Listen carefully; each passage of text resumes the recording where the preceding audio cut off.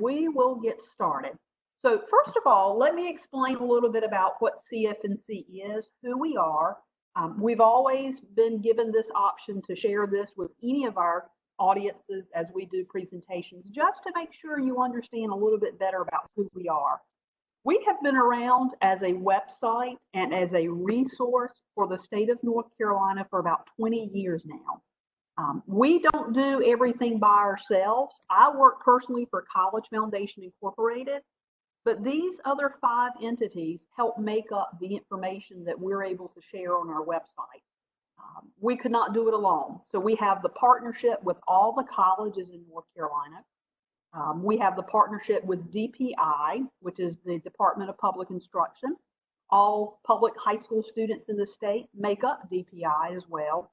And then our money folks, the State Education Assistance Authority, those are the folks that help get us funding in the state of North Carolina to make sure that we can provide an education to you in our state through grants and other types of aid. So that's a little bit about who we are.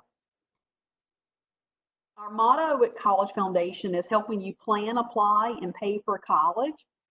So from the plan perspective, and we're going to go into a little bit more detail about this, we're here to, number one, make sure you know what your next step is beyond a high school graduation. What are your career aspirations? What are your goals? And if you're not sure about that, we can offer you assessments to take to learn more about who you are and then how that can relate to certain programs and majors in college.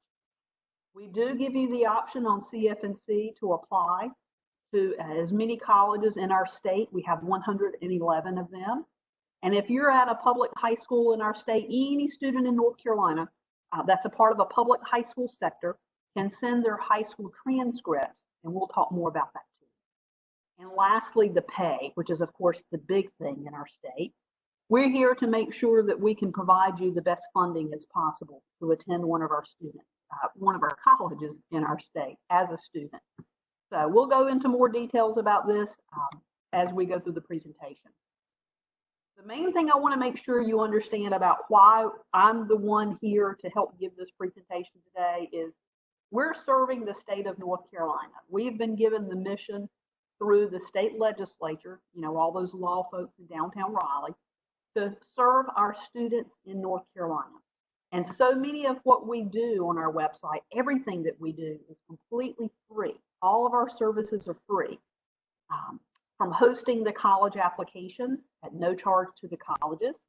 Now the colleges may charge you an application fee, but the option to be on our website as a college application, we don't charge the colleges. Sending transcripts is free. We have a wonderful financial literacy course on our website for you to learn more about how to manage your finances. That's free. We host a lot of different scholarships on our website. We're going to make sure, at the best of our ability, that you're going to find the right place to go as far as a college is concerned. Whether it's a 2-year school, a 4-year school, maybe all you need is a certificate or a diploma. And we're going to share that information with you, and certainly the career resources. Now, a lot of students go through their education K through 12 and never probably have to create a CFNC account. But that's not the case anymore. That used to be the case in the past. But in order to graduate from our state and to advance to a North Carolina college, most students will have to create an account through CFNC. And I hope that if you haven't done that yet, you will.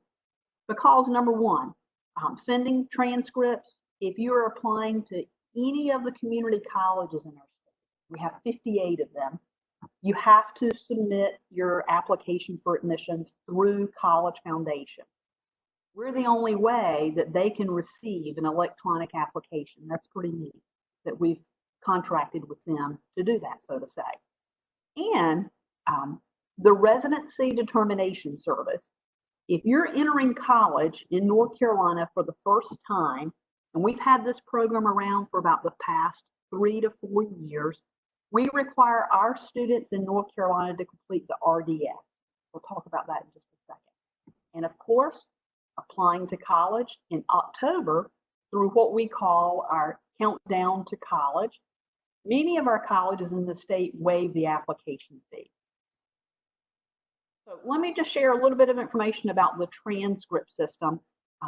Not knowing where you stand exactly with your home and your host high school, you can request your transcript on CFNC at any time through what we call our application hub. It houses all of the applications and it houses your transcripts. So you can send them even if you did not apply through our website to a college. You can still request your transcript to be delivered. It is your official copy. You can view that copy of your transcript after you deliver it. We mark it, we do a little watermark across it. We make it unofficial because high schools and colleges have said, you know what, we don't need the students printing off that transcript and thinking that's official to turn into colleges. So what we have done, we've made it an unofficial watermark across the transcript, but know what the colleges received was indeed official.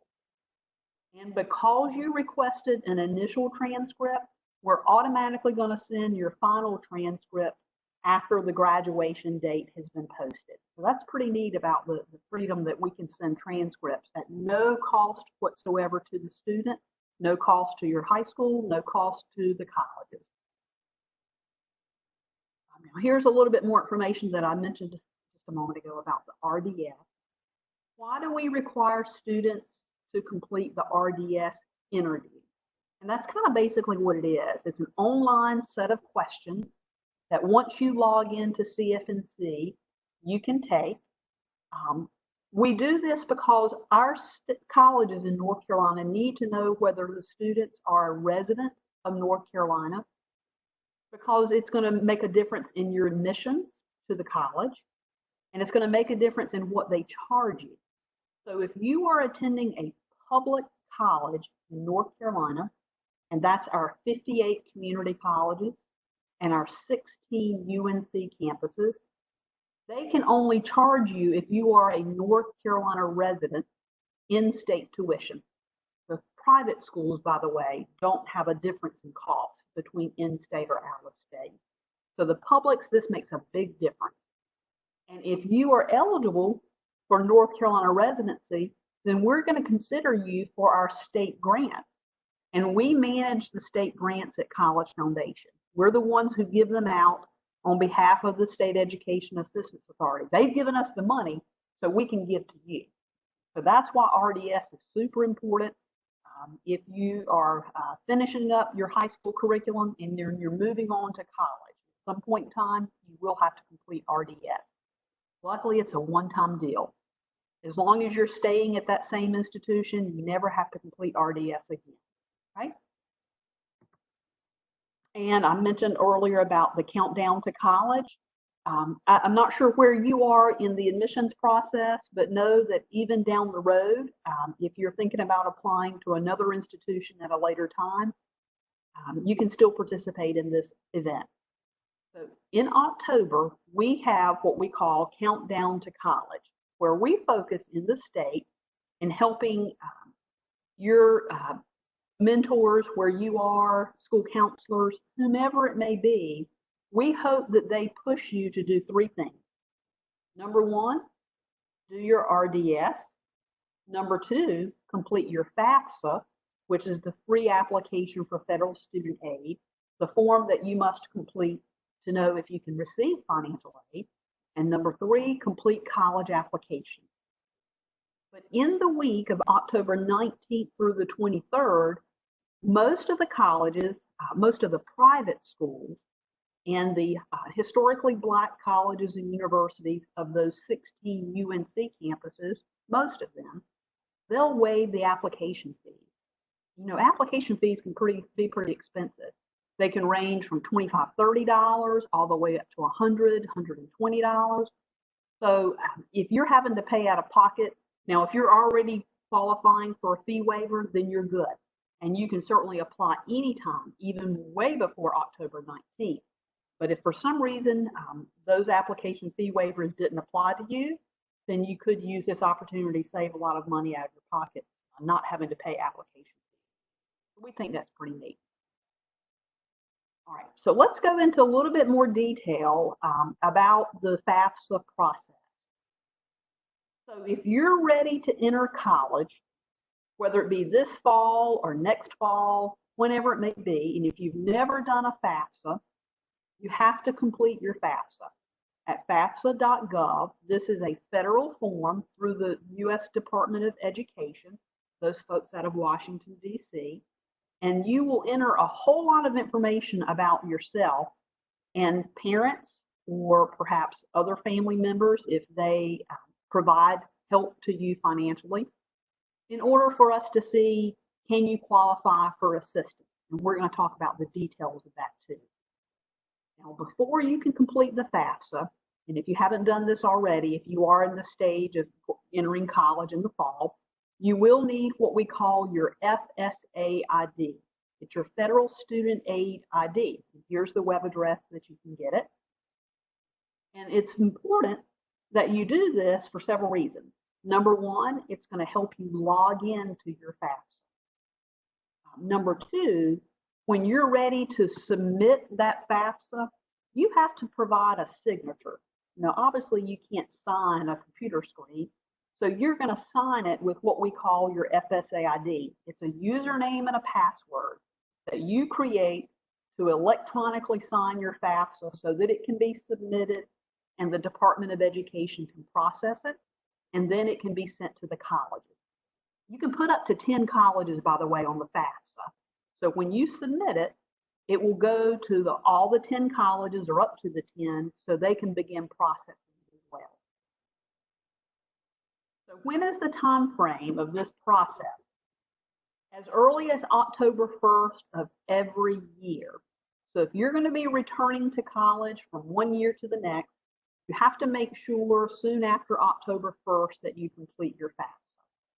When it comes to all that income data, and if you are able to provide parent data on the FAFSA, then you will, it will ask you for 2 years ago tax data. So for example, if you're planning to go to college, let's say next year, fall of 21, then you will use 2019 income tax data. It's going to plainly tell you that on the FAFSA. But just to make sure, always remember it this way. 2 years prior to the year of enrollment will be the year of taxes that you're going to use. If you're going to be in college this fall of 2020, then you're going to use 2018 taxes. I hope that makes sense. We can talk about it later if you have questions. Always make sure that you're meeting your college's deadlines. You may find out that some colleges you are interested in going to will have preferred financial aid deadlines. And the reason that they want you to submit that information by that date that they have certainly shared with you is so that they can give you all the aid that they can possibly consider you for by that time frame. You know, colleges have a lot of money, but they don't have so much that they can give everybody to come to their institution. So they want to make sure those that are committing to their college earlier on, that they can give them as much financial aid as possible. So make sure every year you don't surpass any deadlines if they indeed do have deadlines. Now here's the big thing that sometimes I hear when I'm working with students and families that they fill out the wrong FAFSA. So if you're on the FAFSA website, you usually will see 2 years of a FAFSA. So if you're going to be in college, let's say next year, 2021, you're going to be able to fill out the 2021-22 FAFSA. That's a lot of 2020s to talk about, but 21-22 FAFSA. So it's the year of enrollment that you're going to be in college. Just make sure you're completing the right year. If you're going to be entering college this fall, then you're going to make sure you're completing the 2020-21 FAFSA, right? And make sure that you're completing it every year as early after October 1st as possible. Even if you're planning to stay locally and go to a community college or a college that doesn't even have deadlines, they want you to make sure you've submitted it as early as you can so that they could, again, consider you for all the aid. Monies at colleges do run out. That's the kind of scary part. And it's around this time to maybe like June, May and June, that some of our state funding will start to run out. So if you wait to apply for the FAFSA this late, you may not be eligible for any of their aid. Here's something I want to make sure that you understand. And this could happen at any year that you will be filling out the FAFSA, whether it's 1 year, 2 years, 4 years, or more. Any point in time, you could go through this process, and we call it verification. So if by chance your FAFSA has been selected for verification, the main thing we want to make sure you understand is it does not mean that you've done something wrong. It's a natural auditing process from the federal government, from the state of North Carolina, and sometimes just from your institution. You could be just randomly selected to verify the data that you put on your FAFSA. And that's what it means. The colleges are going to let you know that you have been selected for verification, and they're going to respond to you and ask you, like they may send you something in the mail, they may email you, they could put it out on their portal page to say, okay, Allie, you have been selected for verification, and we need you to turn in a copy of your tax return. Whatever it may be, the main thing is that you're responding to that information immediately. And if you ever have questions about, what does this mean? I don't understand what I have to provide. I don't know where to go get the data from. Contact your college and ask them, how do you get that information? How do they want you to send it back to them? Maybe it's okay that you just text them. Maybe you can just email them. But others may want something hard copy that you're going to have to physically mail them back. So ask the questions. Don't be afraid to make sure you do that. And know this, the last bullet point, this is very important, almost as much as the first bullet point. If you are selected for verification at any point in time of your years in college, the financial aid process for you has stopped. Nothing is going to happen to your FAFSA until you get that verification cleared up. Until we find out that you can respond to what it is that the college needs, that financial aid process for you will not carry on. Once you get the information back to them, they're going to pick right back up with the process so they can start awarding you financial aid. So you'll know how much I'm going to get to come to that college. That basically is what that means. Financial basics. So you file the FAFSA out of your hands right now. The government is processing it, and the colleges are getting the results of your FAFSA. So when the colleges are ready to sit down to start awarding you that aid, here are the types of aid that you can be given. There are 4 main types. Number 1, we call it grants. Grants are those free money, just like number 2, scholarships. Monies that you don't have to pay back. They're given to you as a gift, so to say. But then there's a third type called employment, like work study. Having a job on a college campus, maybe working, filing documents. Maybe you're going to have a job working off campus. If you're interested in like a CNA or nursing, maybe they're going to place you into a position at your local hospital or doctor's office or whatever it may be. And those jobs sometimes pay more than if you stayed on campus. But that's the luxury of a work study. You have the option to get paid for your job and pocket the money to use as whatever you want, or you can sometimes turn it back over, or whenever you want to do this, you can turn it back over to the college to help pay for any types of monthly payments if you're on a payment plan option, to cover your tuition and fees and that type of thing. So that's your third option, employment. And then the last option for aid is a loan. We all know what a loan is. When you borrow a loan, whether it be for buying that car, we know you got to pay it back. Whether you're having a mortgage, a loan for your house, you have to pay that back. So it's the same for education. If you're borrowing money to get your college education, you have to pay it back. We hope, and I hope, I'm going to give you more information about scholarships very soon. But scholarships and grants are what we call merit-based money. So merit can be a number of things. Number one, it can be based on your academics. So how well you've done in your coursework, the classes that you selected, the grades that you've made, standardized tests, maybe the ACT or the SAT. So it's based on a performance. A lot of our students are receiving sports scholarships to go to college. That's considered merit-based. They're not really having an academic grade to play sports, which they should. A lot of them, if they are the star basketball player on their high school team or whatever, maybe that coach is going to give them funding. Now, keep in mind, you do have to meet the regulations for the NCAA. And of course, they do have grade and test requirements. All the financial aid that's going to come from your FAFSA will be considered what's called need-based. And we consider it need-based because of the income that you're reporting on that FAFSA. There are a lot of scholarships that are out there that are based on need. So that's why it's important that colleges get your financial aid data as quickly as possible to know how much need-based funding that you can qualify for. And remember, I've shared this several times before, that this is an annual process. Every year you're going to go through this. Just not a one-time deal. Every year you're going to file the FAFSA to see how much money you're going to get for the upcoming school year. Okay?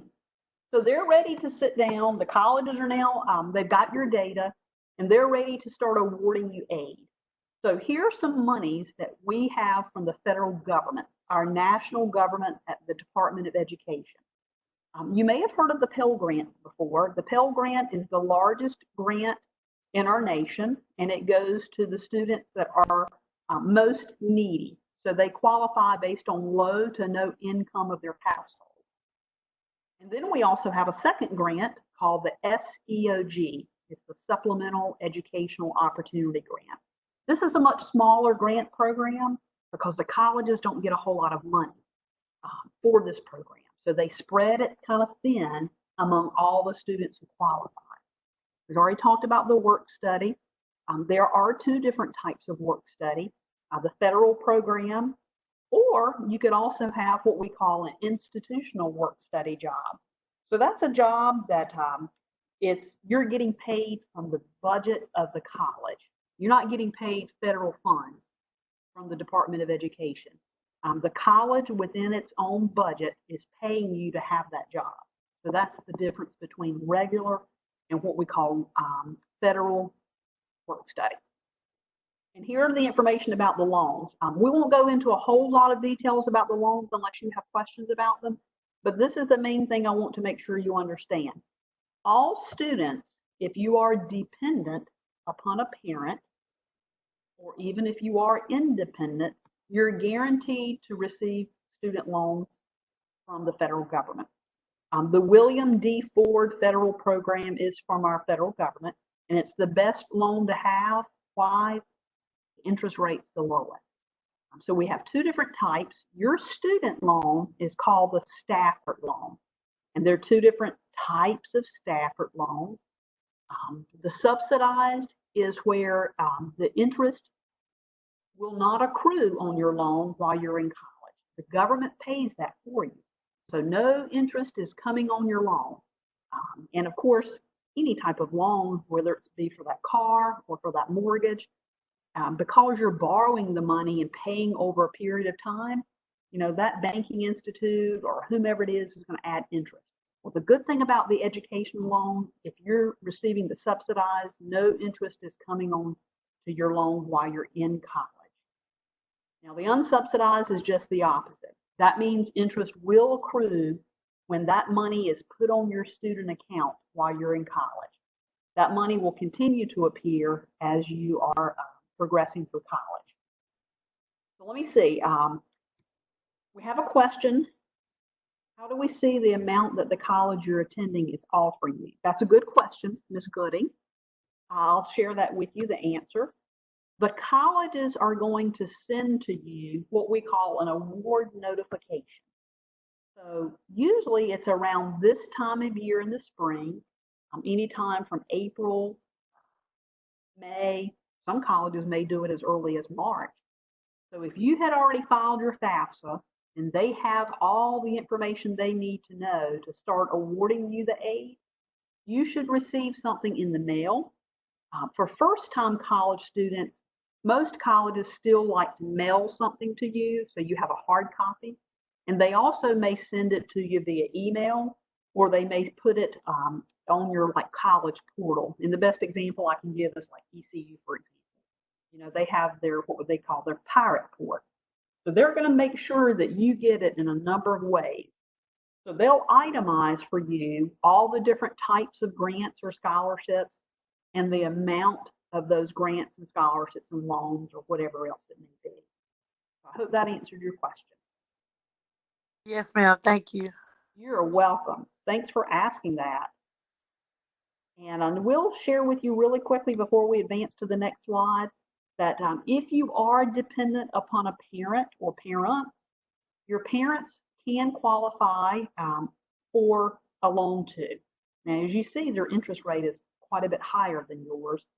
So if you ever have to borrow money in your household, you, the student, will always want to borrow first because your interest rate is going to be lower than any other person in your household, your parents, for example. And as you go on to graduate school, if any of you have that plan, guess what? You can still borrow money. And luckily for graduate students, it's a little bit cheaper interest rate. Now, these are the rates that you see on the screen right here for this year. We won't know the interest rates for students going to college in the fall for the 2020-21 school year until this summer. Usually around June or July, the federal government releases their interest rate. So that's, we won't know until a couple more months what they may be. So those were the dollars from the federal government that the college will automatically consider you for. You have to do nothing else. All you need to do is file the FAFSA and the college will let you know whether you qualify. Now, when it comes to the state of North Carolina, through our partner at the State Education Assistance Authority, we're going to let you know whether you qualify for grant funding. And again, there's nothing else you need to do but file the FAFSA. And if you qualify for any of these funds, we're automatically going to give you the monies. And when the college sends you out that award notification, it's going to be itemized on that award notification for you. We break down our grants, though, based on the type of college that you're attending. And we've got 3 different types of colleges in our state. Number one, if you are interested in going to any of the 16 UNC campuses, then you may qualify for what we call the UNC need-based grant. If you're going to one of our 58 community colleges, you could get the community college grant. That third one listed here, the North Carolina need-based, that's for students who are going to any of our 36 private schools, like Barton College in Wilson. That's where I used to work, and that's where I went to school. Wesleyan College in Rocky Mount, Mount Olive College, all the different private schools. That's where you can get the need-based scholarship. And then the last one listed, the lottery, from all the folks that are playing the lottery out there, a portion of those dollars that they're playing for the lottery goes into a big fund. And a part of that fund is the scholarship for the lottery. So you can receive the lottery only if you are attending, though, one of our public campuses. So the 58 community colleges or the 16 UNC. Unfortunately, the lottery scholarship no longer goes to students going to a private school in our state. So we're kind of sad about that, but that's just the way it is. All right, where else can you get money from North Carolina? The grants, that was not it. We have other types of funds in our state that can help students go to college. The first one, the North Carolina REACH. So if foster youth students in our state can receive funding. And this is the website that you would want to go out to, and colleges will certainly help you walk through this process. You will not be alone as students go through this. They're going to make sure they help you too. The Golden Leaf Foundation, the Golden Leaf Scholarship. This does carry an academic component, so you do have to make sure you have a certain grade point average, but you also have to have a financial need. And remember, we talked about that. That means you qualify because you submitted the FAFSA and there's little to no income in the household. So the colleges can automatically award you this if you live in a county that qualifies for Golden Leaf. And most of all of our Eastern North Carolina counties qualify. Where else can you find funding? I mentioned earlier we have a long list of scholarships on financial aid. Well, this little booklet here, the Student Financial Aid for North Carolinians, is the same version of what you see on College Foundation's website. So if you go to cfnc.org/FA-book, or you can go to cfnc.org/scholarships, and you'll see a long list of scholarships in our state. Many of those you can qualify for just by being a North Carolina resident, carrying a financial need. Some of those do have merit component. You have to have certain academic grade performance. Others say, you know, you just must live in Lenoir County and you could be eligible to apply. So it really just depends on the makeup of the scholarship to know, does it meet your eligibility standards? Can you qualify? And the last program in our state, it's a forgivable loan program. So what does that mean? And a lot of different colleges have this type of program. The federal government has this program. That if you major in a certain area, and then you stay in our state, for example, North Carolina, if you stay right here, then we're going to forgive that loan. So while you're in college, the money is a loan. But when you go to work, and as long as you're working in the same profession that we gave you the money to get your college degree, we're not going to ask you to pay that money back. So go out to check out the FELS website, cfnc.org/FELS, to see the long list of the majors that you must be pursuing in college so that you'll know that you can apply. The FELS program only carries an academic component, has no financial need. You just must meet a certain GPA requirement. So that's a pretty neat program. My niece received this when she went to college. She was a transfer student from the community college into Barton several years ago, and she wanted to be a special ed teacher. So she's now finished her third year of teaching. She received the loan in college for 3 years. So her agreement is 1 year for 1 year. So now that she's worked 3 years as a special ed teacher, she doesn't have to pay any of that money back. And she received like $17,000. So she doesn't have to pay that money back. It's pretty neat. She's very excited, and so is her parents excited about it. All right. Let's talk about scholarships.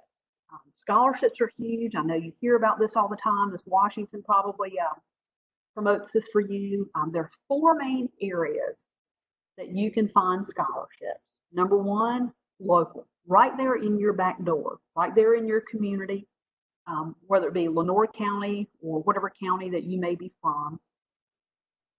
The school counselors or Miss Washington, or go out to Kinston High School's website, North Lenoir, South Lenoir, whatever it may be, go to their websites to see the listings of scholarships if you don't have them on hand right there where you are, and simply word of mouth.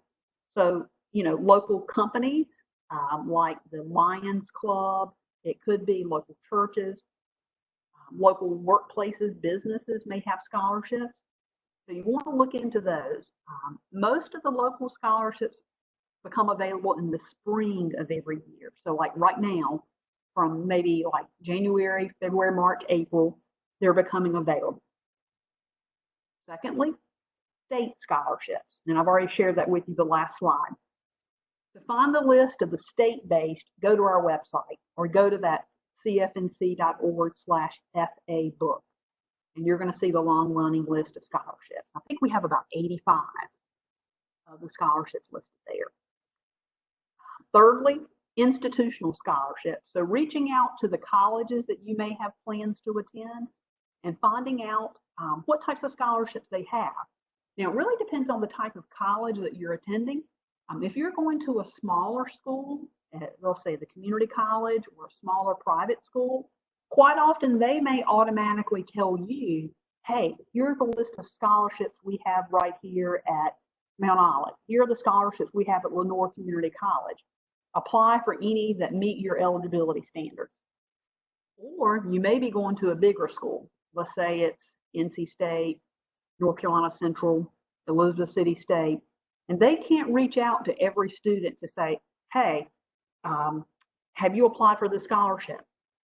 So you're going to have to be proactive to search on their website, walk into their financial aid offices, pick up the telephone and call to ask where do they list their scholarships from their college, if that makes sense. And then lastly, fourth, national scholarship databases. I tell students to get on these websites as early as like 9th grade.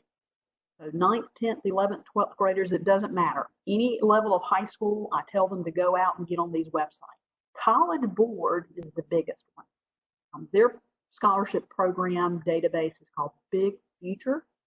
So if you go to collegeboard.org or just do a Google search for Big Future, you're going to land on their scholarship portal. It has thousands of nationally level scholarships.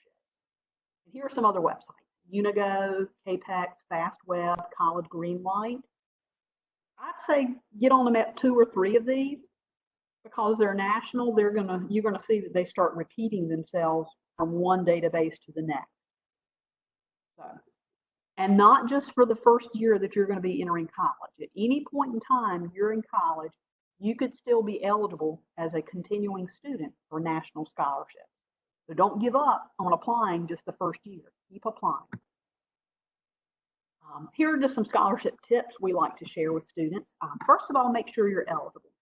And I tell students this sometimes, and this is the best example, of course, that we can give. If that scholarship says that you have to have a 3.5 grade point average, and you only have a 3.0, then don't apply.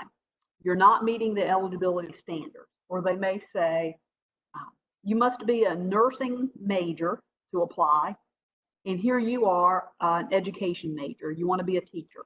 Well, you can't apply. So just make sure you know all the requirements to make sure you're meeting the eligibility standards and just not wasting your time.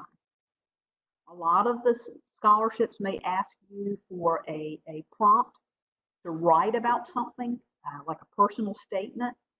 Write about something that you've overcome in your life. Write about maybe your hero, something that's going to tell that scholarship committee or that admissions committee more about who you are and more than what they could already read on an application for admissions about. Always make sure you stay within the length requirements. If they say that write a personal statement to 500 words, you want to make sure you stay within the 500 words, because if you're writing and writing and writing, they don't want to read. So make sure you're meeting the requirements that they set. And personalize. Whenever you're writing an essay or you're writing a letter to a scholarship committee, say, Dear Miss Denton, Dear Miss Washington, I'm interested in your scholarship because blah, blah, blah, blah. And make sure you're always changing that name. If you're using the same letter to apply or the same prompt, make sure you're just changing the name from the one scholarship to the next. Tell your story. When I worked in college admissions at Barton College, I worked there for about 12 years before I came to College Foundation, and I've been here for 12 years. So I used to tell students when they come in for interviews, certainly if they were students that were on the border of whether I could admit them or not, I like to sit down and talk to them one-on-one, sometimes even without their parents, because I wanted that student to tell me their story.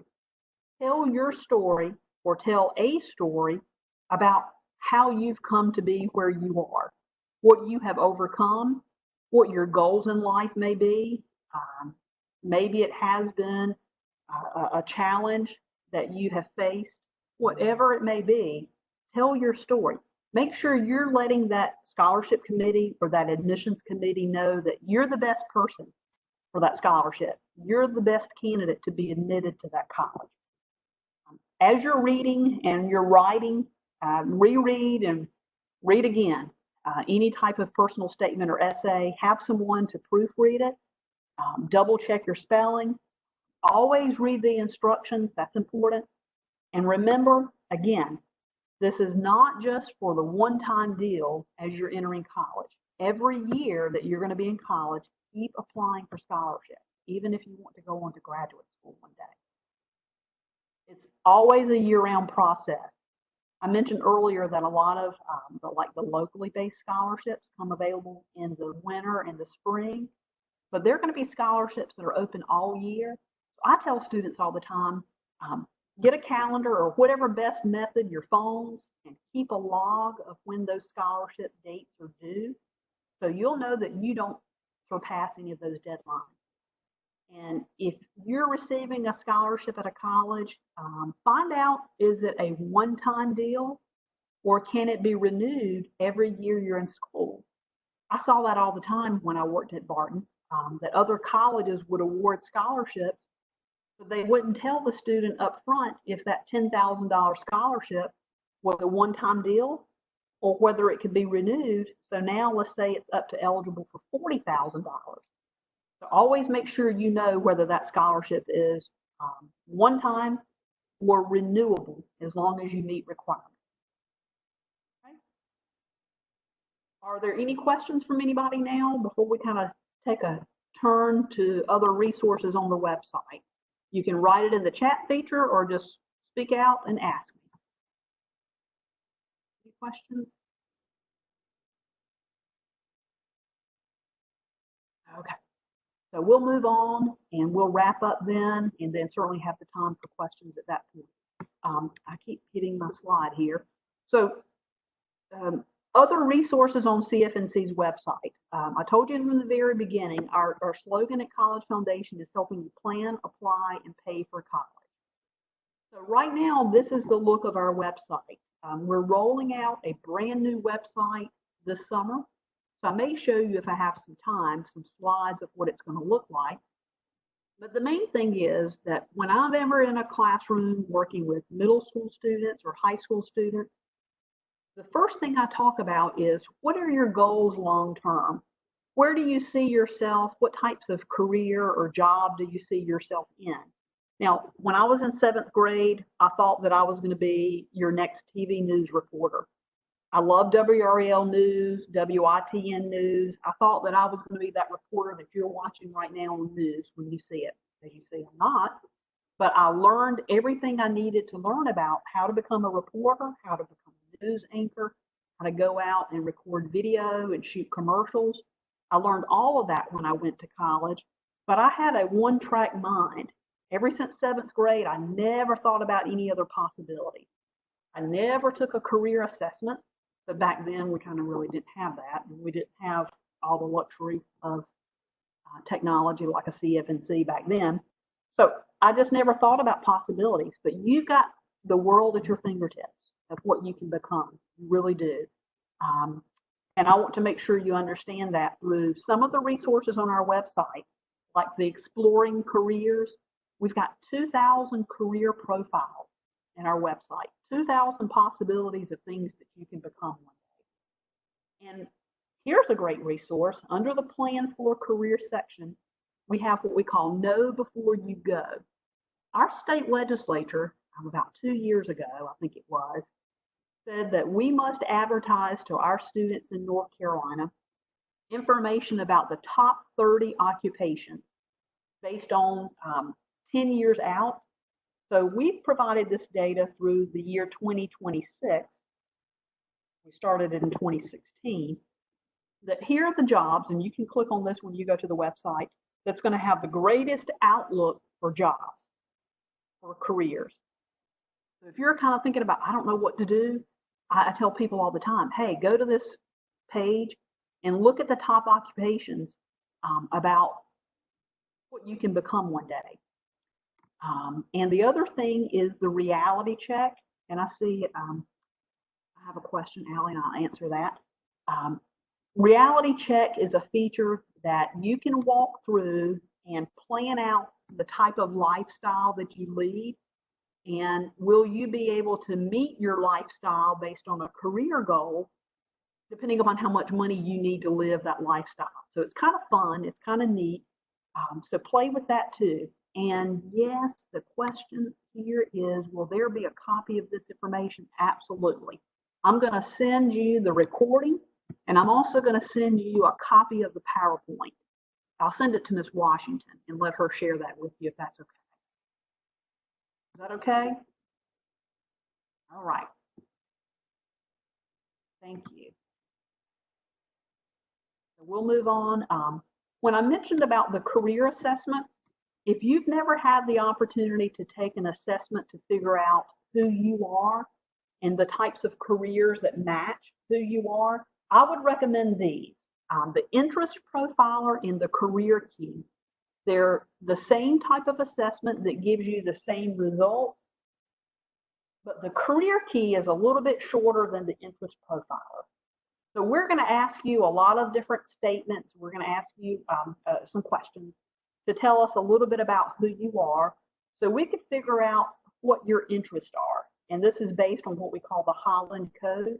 Like the R stands for realistic. The I stands for investigative. Are you A, artistic? Are you S, are you social? Are you E, enterprising? So we're going to make sure that we get the best type of information about you, and then we're going to give you a list of careers to match who you are.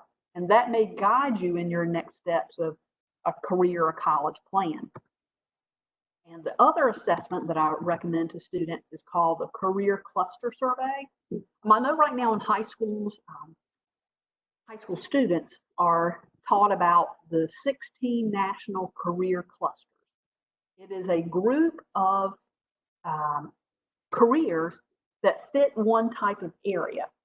So let's say, for example, you fit in the law enforcement and public safety. So any type of career or job that's associated with law enforcement or the public safety would fit in that cluster. Maybe you're apt to be a teacher one day, so you're going to be in the education cluster. So if you don't know where you belong, and it may be 1, 2, or 3 top clusters that belong to you, I would say take that assessment. It only takes about 15 minutes, and we even share it with our middle school students so you can make sure that you're fitting the right area. And the neat thing about it, again, after you take the assessment, we're going to tell you a little bit about you that maybe you never knew before. And then we're going to give you a list of careers. And that career list could be 50 careers, it could be 300. And then each of the careers, you have the option to click for further details.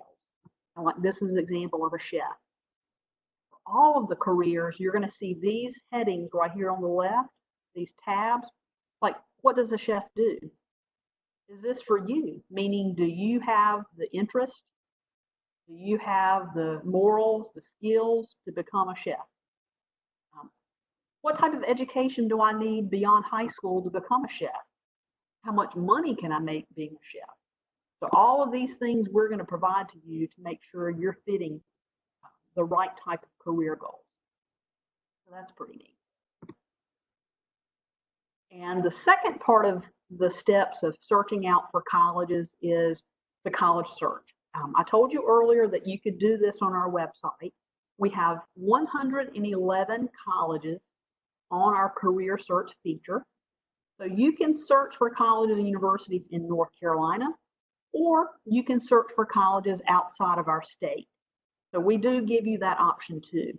Now we're only going to give you the option to apply to the colleges in North Carolina, but at least we'll let you search for colleges anywhere in our United States through this feature. Maybe you want to search by location. I have students tell me all the time, you know what, I want to go as far away from home as possible. So you can search to find out all those colleges in the western part of the state. Maybe you can find those colleges down here toward the beach in Wilmington. You can search by cost. The 111, the makeup, down here in red, I have for you the breakdown. We have 16 UNC campuses, 36 privates, and 58 community colleges. Well, if you do the math real quick, that only equals 110 colleges. But we added another college to our website. It's called Johnson and Wales University. That's near Charlotte, right in Charlotte, as a matter of fact.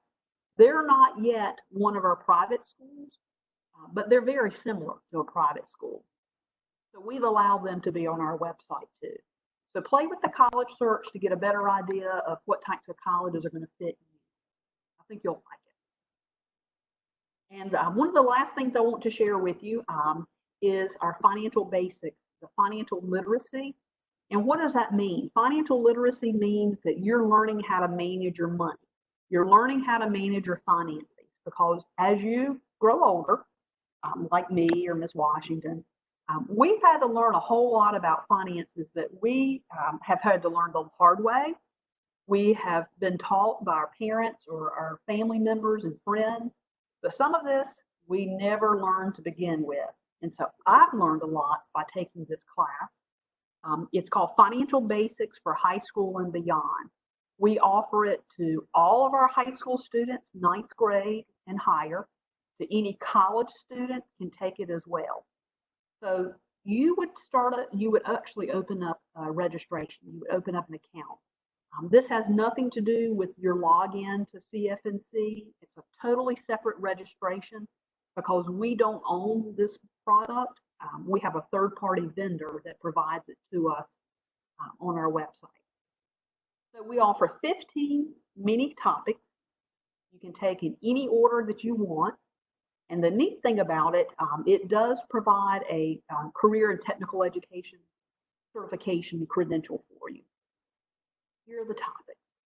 So look at some of these topics and just think about how much you may know or maybe not know right now about them. 2 years ago was the first time I ever bought a house. And you're probably thinking that, Ms. Didden probably should already know about this. Well, I didn't. So I actually went through this course content and went through the buying a home course topic to learn more about the process of when I was buying my house for the first time. It was a leap out on faith, and I certainly understood the big financial obligation. I needed to know more information about that. I used this to help me. So learning about living on your own, borrowing money, your credit reports, that's big. How do you build credit to make sure you're able to one day go out and buy a car or rent an apartment or buy a house? Managing your financial identity and protecting that. It's amazing, and you know this, how often that identities can be stolen through credit cards, through misuse of passwords on your accounts, on the computer, your phones, anything like that. So I think this is going to help you.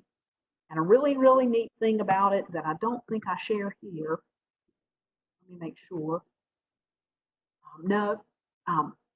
By completing the course, we are going to ask you a couple questions after each topic. And if you can answer them successfully by 80%, so just imagine getting an 80 on a test.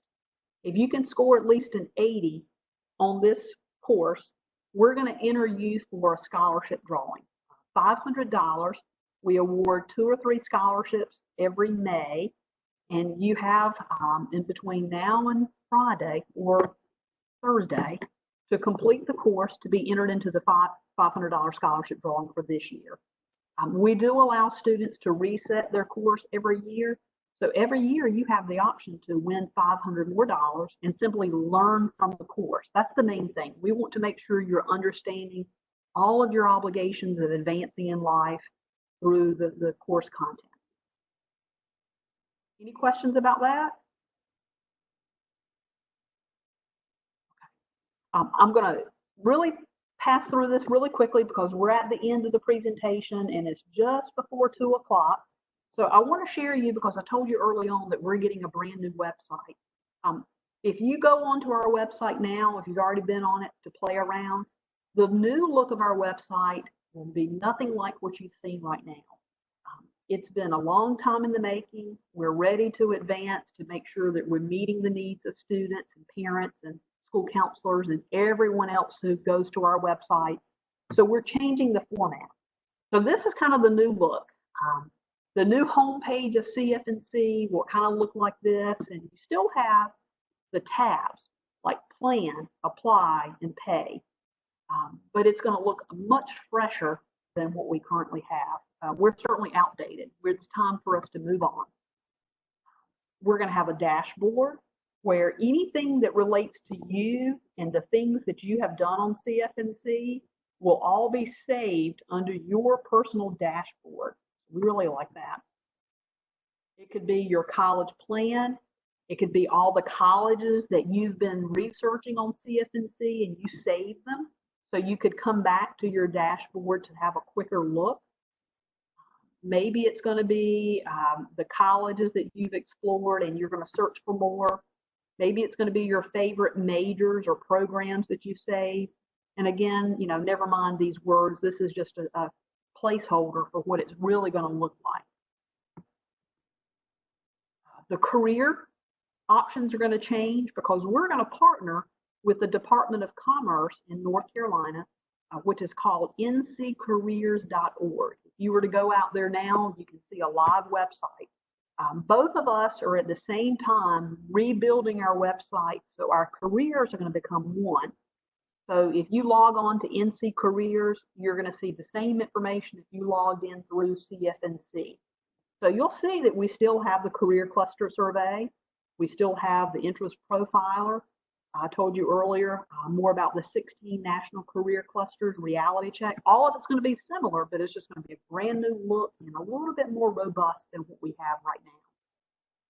The career look is going to change, much more interactive. We're excited about that. The college search will change quite a bit. So the filters will all be the same that you saw, I think, in that earlier slide. Over here on the left, the way that you can select your colleges, but the way that the colleges will be presented on the screen, whether it be what we call a card view or a table view. So that's going to look different. All the same information. All 111 colleges are responsible for updating their own data on CFNC. We don't update it for them. They make sure they update the data. So when you're searching them, that you get the most factual information. We're going to provide this neat little map. So if you've never been to Chapel Hill, for example, and you had no idea where UNC Chapel Hill is located, we're going to be able to pinpoint for you exactly on a map where the college is located. So that was just a very quick taste of the new look. June 30th is our projected go live date. So in July, you'll be able to see the new look of CFNC to play with it. Your login that you create right now, if you already have one, or you go on to create an account, will be the same login once we go live with the new website. So don't worry about that. Whatever those credentials are that you set up now will be the same come this summer. We do have expanded services for our Spanish speaking students and parents. We have 2 Spanish services reps working in the state. We have a lot of materials on our website. And as a matter of fact, our whole website can be converted to Spanish. And in the new website, come this summer, we'll convert to other languages too. We have a lot of webinars. Juana and Juanez have done a wonderful job. For any of your friends that may be Spanish speaking or their parents, tell them to go out to our YouTube channel on CFNC and take a look at all the webinars that we've offered. I don't speak Spanish, so I don't know what they say, but I can only trust that they're talking about CFNC. So take a look at them. And lastly, if you have any social media options, College Foundation is on Facebook, Instagram, YouTube, Twitter. So feel welcome to follow any of us at any point in time. And personally, I am on Facebook and Instagram at Amy at CFNC. So you can follow me, and I'm posting things quite often to make sure that you, your family members, people like Ms. Washington can help you with whatever your next steps may be. And I have people to message me all the time, email me, and even sometimes call me. That if you have questions, I don't mind helping at all. So that is the end of the presentation, and I'll leave it here where you can have our contact. I want to make sure that we open up now for any questions that you may have. So I'm going to unmute you just temporarily so you can ask any questions that you have. And let's make sure that everyone is unmuted.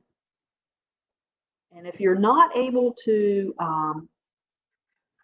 speak through the telephone system here or your computer, you can certainly just write it in the chat. I think most of everyone is unmuted now. Do you have any questions that I can help with? Or Ms. Washington, feel welcome to type in the chat and I'll be glad to help too. I really appreciate you guys being on right now to help me. And I hope this has been a benefit for you as you're advancing through your next steps beyond high school curriculum, you wish to be. Any questions? No, ma'am. Thank you so much. Well, you are welcome. Thank you all for being on the call, and I'll make sure you get a copy of this presentation, the PowerPoint itself, and even the recording, okay? Yes, ma'am. Thank you. All right. Thank you, Ms. Washington, very much. I appreciate your help. You guys take care and have a good week. Bye-bye. Bye-bye.